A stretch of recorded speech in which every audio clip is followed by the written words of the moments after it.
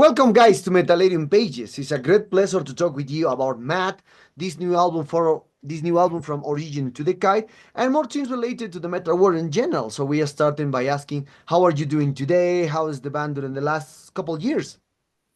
Yeah, thanks for an invitation to the video interview. We are really happy and excited to do it with you, since it's our first interview actually with somebody based in South America. So we are really happy about it. Yeah, we are fine. We are just on a little tour. We are having a day off today, so our interview time fits very well to our schedule. So that's why you have us all here. Yeah. Not only some. Yeah, we're doing a little release tour. The album came out like last Friday. Exactly 1 week ago, basically. Yeah, 1 week ago. So it's 1 week on the market now. That runs pretty good. We're getting great feedback, and we are really proud what we did. So yeah, today we are great. Maybe have a little hangover from partying yesterday, but that's the tour life. Had 2 nice shows already together with the band Canoom. Yeah, and during the last years, maybe you already noticed some things changed in Maat. So from the last album, it's like 7 years ago, and we had some changes in the lineup. Yeah, nothing bad happened. Just people had to live their life and need to skip making music, and but now there's a new Maat crew, and we wrote together the new album, and I think we are very happy with this constellation of people now. Yeah. Feel free to ask some questions. Okay, thanks for this. So, and talking about from this new Origin to Decay, when do you start writing songs for this new album? Are all the songs new, or do you rescue any composition that left were out for your previous album, Monuments Will Enslave? No, the compositions are all from after recording the last album. But we started with the first ideas, I think, in 2018. We started having first song ideas, also with the former constellation, like with another drummer and another singer. And yeah, throughout these last 5 years, or 4 years, then from 2018 to 2022, we wrote the songs and arranged them and rearranged them again, because we like to write them together and kind of optimize them. Yeah, and so until 2022, when we were ready to record it. Okay. And into this topic of the transition from the second album to this new album, why the band delayed 7 years to release this new album? Yeah, that's that's a good question. Yeah, because as I said, first some other band members had to leave the band because of like private reasons, family, job, stuff, place of living, and so it took us. Even if we started with writing new songs, we needed new members, and this kind of it did not stop us, but it make just things slower. Especially finding to find a suitable singer took some more time. So I think that's basically the reason. In the end, we were ready in 2022. That was like 5 years after the first album. In 2022, we were complete, and we were also ready to record it, the album. But then there was some other private issue that we had to reschedule the recording session to 2023. And then we took some time for the post-production and to find the right label.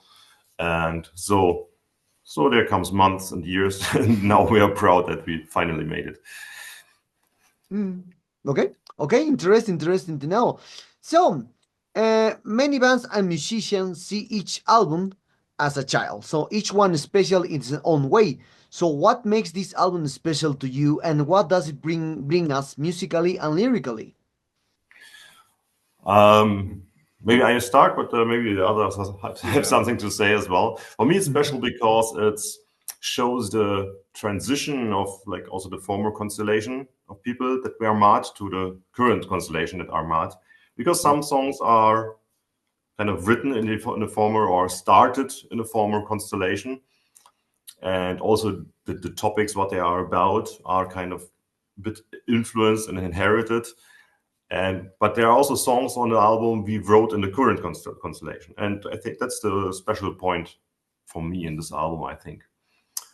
And also lyrically, we started even more. We did it on previous albums as well, but to get away just from the like ancient Egyptian mythology stuff, we are going more into like philosophical and social questions and topics on this album. So yeah, and I think also regarding the name, I think it's not completely a concept album, but it has a more closed concept than the previous ones. So, Okay, okay, but maybe okay. Mhm. you have some. That's good. Yeah, Okay. you said that very well. Okay, thanks. Okay. And one thing is, you are talking about now about the name of the album. So how do you choose the name of your album? Is it at random, or do you try to combine something that encompasses the concept of the entire album? Meaning, talking about the cover art, the lyrics, etc., etc. It's mainly the lyrics. Well, we had some songs finished and some lyrics, and we found that they are kind of connected by this topic of the kind of the circle of the things. Like everything is becoming, and then it decays, it gets destroyed, whatever, and from whatever is left from this decay or from the destruction, there can be a new start, and there can be also a new creation. And so we were, for pretty long, we were really thinking how to exactly put this into a very short sentence. Mm, And okay. one special aspect about the title is, well, it's from origin to decay, but it could be also otherwise, from decay to origin. But to express this, we had this little thing on the cover artwork, like the mirrored words are exchanged when you look very carefully to it. So it maybe supports a bit the thought that it's like a circular thing. Yeah. Okay, okay. So talking about as you said early, you mentioned that this album it was released 1 week ago. So this 1 week old also. So and how do you feel the reception of your fans and the press to this new album has been so far? So what have the reviews been like? Do you usually read reviews or criticism that are uploaded online, and how do you take it? Uh, I think we all enjoy it because it gets very, very, very good receptions, very high rated in some print magazines and some online magazines, and yeah, it makes us proud. And the most reviewers seem to understand what happened also on this album, like what it's about, what was the development of the songs, and how the songs are, what's the details of the songs. I really enjoy that people take time and to carefully listen what's happening. Even though the lineup changes, and especially vocals is a thing. Even though most reviews describe that we get a little bit more progressive and maybe a little bit more straightforward, but we just kept the style of Maat. Mm. Yeah, Okay. that's what also a lot of people see, yes, or hear, that we kind of even almost complete new lineup, still having the same vibes. Yeah, and the same idea, but another development. yeah. Okay, interesting to know. Now, talking about especially one thing that I want to ask, because as you said, um, three out three three members are new since 2020. So in this case, how this new the enter of the new members of these of to the band affected in the new sound of Matt? Because usually when a new member enter into the band, something changed: the sound, the music, the vibe, etc., etc. For you, how many things changed since the previous album with the new members in 2020? I think like every member puts his own style with his instrument or the voice. So yeah, especially the style of singing It's different. is definitely different, Yeah. and it's we really like it because Phil is able to sing the old stuff like it was, and to create new stuff that develops further.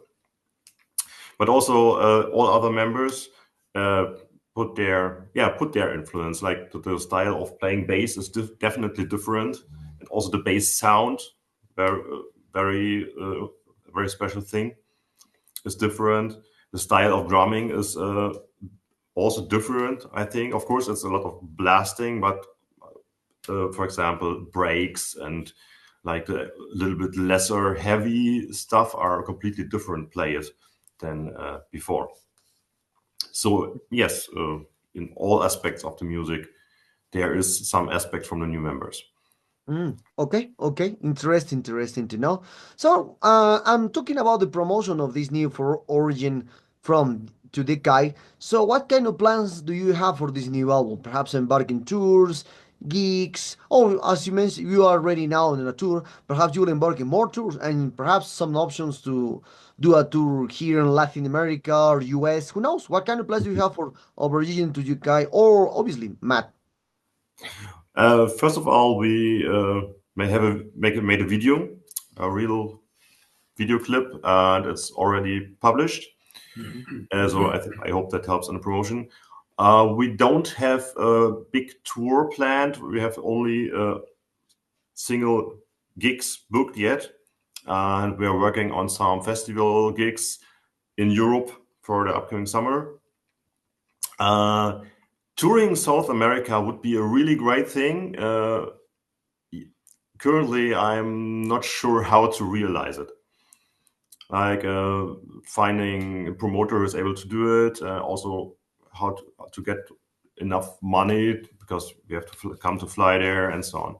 So it's nothing certainly planned, but something that would be great to do. Okay, okay, okay. Now I remember when I discovered for the first time, Matt, with your first album as we create to Hope from Above. I remember very well. A lot of people compares your or even for the name in Egyptian names compared related with Nile. So now 3 years past, more 10 years passed from that album. So how do you see that comparison when you create the band at that moment, Matt, with the first album? And all people, I remember that a lot of reviewers said that's a new band with the sound of Nile. Are you agree with that comparison at that moment? If I may say something, I don't like this comparison. I really love Nile, one of my favorite death metal bands, but it's just this Egyptian thing or theme which we actually want to get a bit rid of. So, but musical wise, Nile is not comparable at all with Maat. Of course, both is death metal, both have growlings and fast guitars, drum stuff, but I think Nile has a different approach compared to Maat. Okay, okay. Now talking about other kind of topics more related with the death metal scene, especially in Germany. As you can see, since the beginning, Germany doesn't have or didn't have a great stunt or milestones. Talking about like we compare this one with the Swedish scenes, with the Finnish scene, or the British scenes that has a lot of sounds, a lot of bands that trying to that has a personal sound. So, but Germany has always a great thrash metal bands, a power metal bands, a heavy metal bands that influence a lot of bands around the world. So for this, what do you think about this topic that Germany didn't have since the beginning to now huge bands into the death metal or black metal, even in general for the extreme metal world? I think Germany had and has some great bands. I mean, in the 90s, in the 90s there were a band that was called Atrocity. They are actually playing, but with a complete different style. But back then they had a technical, bizarre, obscure death metal stuff going on when they had recorded the album called Todessehnsucht. And I'm not so actually in that scene anymore. But I mean, do you know Defeated Sanity? Yep. Have you ever know? You know, yeah. Yeah. I know. Yeah, I they're know. also from Germany. I mean, I think they are a super special band with their completely own sound. Death metal wise, can you know? Necrophagist.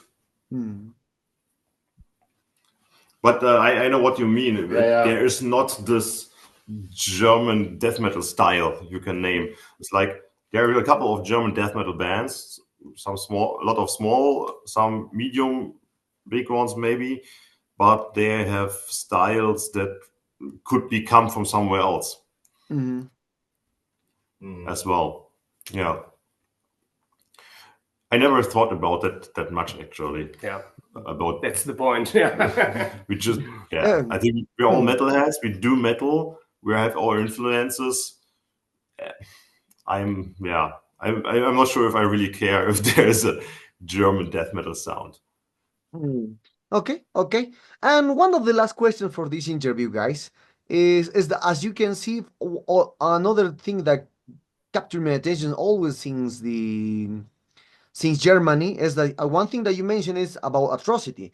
In the 90s, we have Atrocity or Pavor that play technical death metal at the moment. And now, since 2004 or 2000s, we have more bands that plays technical death metal. So, technical like Necrophages, Defeat Sanity, Sulfur, a lot of bands. I have Obscura, a lot of bands plays technical death metal. And the curious thing that for me is that all Germany always been into these technical death metal sounds, especially from Necrophages, a curious thing. So for you, what do you think? What do you think about since the 2000s, the Germany scene produce a lot of bands that plays technical death metal. Even Maat has a lot of technical stuff into your music. Well, maybe because it's in general, I think in 2000, the technical metal or death metal stuff came up more popular. And I think things like MySpace, for example, made a lot of possible to make good, really technical, good musicians, technical, good bands that were kind of unknown. It made it possible that you were able to hear it at all. And maybe it was kind of, wow, what are they doing? And we want to do this as well. Not we, but maybe a lot of people thought that. And so it was just inspiration, probably. And maybe because what you said, there never was a German death metal sound. Yeah. It was kind of the German death metal musicians were like very open for this influence, for this idea to play technical. Maybe. Okay. But actually, I think there are maybe half of it becoming eventually more technical, but there's also, I think, an old school death metal scene in Germany, which doesn't care about technical aspects of the music. There are a lot of bands, but they are not that big. Endseeker. Yeah, Morgoth, Endseeker, Temple of Dread. There are some a lot of smaller bands. Like, of course, small. They have some albums, but there are more known inside Germany Disbelief. Or in Human Rain. Yeah, Disbelief. Yeah, for example. Disbelief auch, yeah. But there's a lot of old schoolish stuff influenced by Swedish death metal, but usually also made by people that are kind of grown up with metal in the 90s. Okay. Well, guys, we came to the sad moments of this interview. I hope you enjoyed this interview like me. Thank you very much for time. This new From Origin to Decay, this is a great album. Congratulations on this new one. It's a beast as usual in the beginnings since your first album that I hear for the first time 10 years ago. And perhaps we want to add something to your Latin American fans and obviously Metallarium followers. Yeah, thanks first for the interview and for inviting us. It was really fun and great to talk with you. And we say metal to the South American and Latin American fans. And we are sad that we will not come very soon, but we hope that one day we will be there and enjoy music together. And yeah, keep the metal up.